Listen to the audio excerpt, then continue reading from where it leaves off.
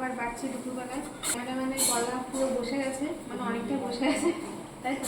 গল্প বলো দিন। কথা বলা যাচ্ছে না, বলা অসুবিধা হচ্ছে।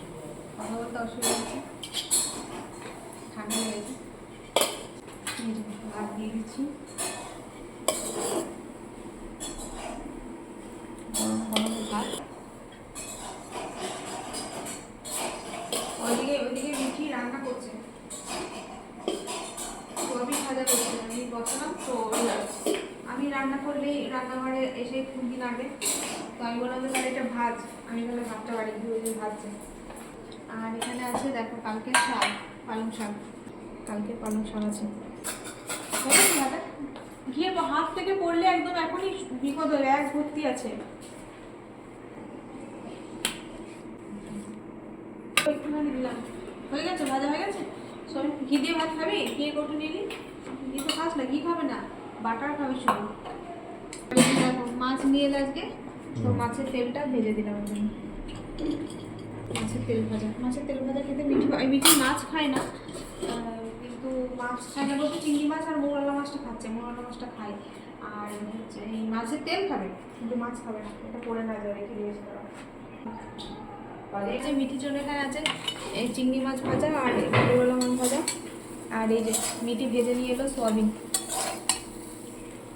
গরম গরম সোয়াবিন ভাজা। অনেক বন্ধুরাই দেখছি জিজ্ঞাসা করছেন সোয়াবিন ভাজার রেসিপি। তো সোয়াবিন ভাজার রেসিপিটা আমি আগের দিন শেয়ার করেছিলাম, হয়তো সেই দিদিভাইরা দেখেননি।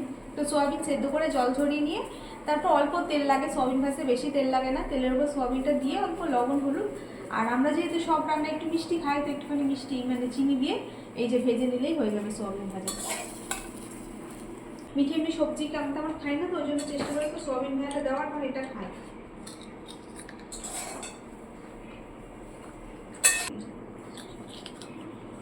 ফুল খাচ্ছে এখন ভাত খেতে বসা আছে। এই মাছের তেলটা সবাই বসুক, তারপর তুমি তো খাবে না বোধহয় নাকি মাছের তেল। আর এই যে এখানে আছে বাঁধাকপির তরকারি, এটা বসুক, শাক দিয়ে খাওয়া হোক, তারপর দেবো নাকি মটরশুঁটি আলু দিয়ে বাঁধাকপি। এখন দিয়ে দিলে হবে, পাতে দিয়ে দাও আমাকে। তোমাকে দিয়ে দাও, তোমার পাশে জায়গা আছে, তোমাকে দিয়ে দিই। আমার পাতে দিয়ে দে। আচ্ছা, তুমি শাকটা দিয়ে খাও, তারপর তোমার পাশে জায়গা কম আছে, দিয়ে দে না, অনেক জায়গা। মিঠিকেও দিয়ে দিই।